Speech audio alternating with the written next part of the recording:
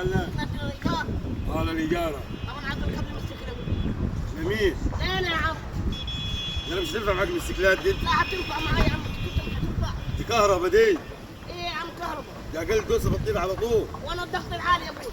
يا عم روح قال لك عجله هناك اللي يا ابوي هدينا. هركب الموتوسيكل ده. انت مش فيك فلوس. طب يا عم الموتوسيكلات مش تنفع معاك انت يا عم. طب ربع ساعه. 100 جنيه. خلاص يا عم تاخد فلوسك على الجزمه القديمه يا ابوي، انا هركب ده. راح فين طب القديقه اركب الصغير ده. اركب صغير ليه؟ اركب صغير يا عم، هركب الكبير ده. يا عم قال لك واحد صغير تبعك مال الكبير ده. يا ابوي مش عايز اجر لي الموتوسيكل يا عم. صلي على النبي يا حاج. ده كده الناس الكبيره. ده كده اللي جاي لي اصلا مش جاي لحد يقعدون فوق. اركب الموتوسيكلات من فين؟ يا راجل بيركب هو، شفت بيركب بس بيركب. طب خليه يركب الصغير ده. لا هركب الكبير ده، انا عشان اعملها ما ركبتش فيه. هذا الكبير يا عم اهو. اركب الكبير لما نشوف. لما نشوف اركب الكبير اركب يا عم الكبير.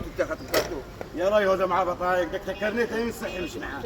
بس مش بعرف اسوق انا خليك برا. هذا ما بعرفش يسوق. كيف بتعرف السوق؟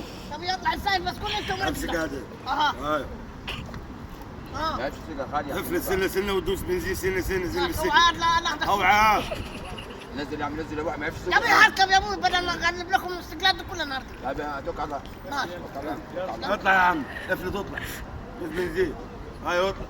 هاي سيب كده اطلع يلا. ايوه. تمام. يا ابوي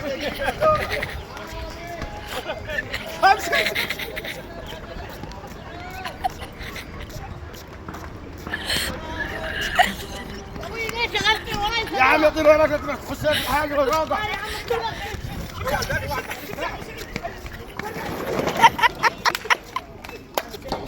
بس خلاص خلاص.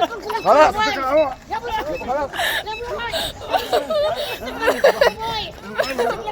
بايظ. انا اعمل لك ايه؟ مسكتك بايظ يا عم. مش هحاسب على حاجه، مسكتك بايظ انت.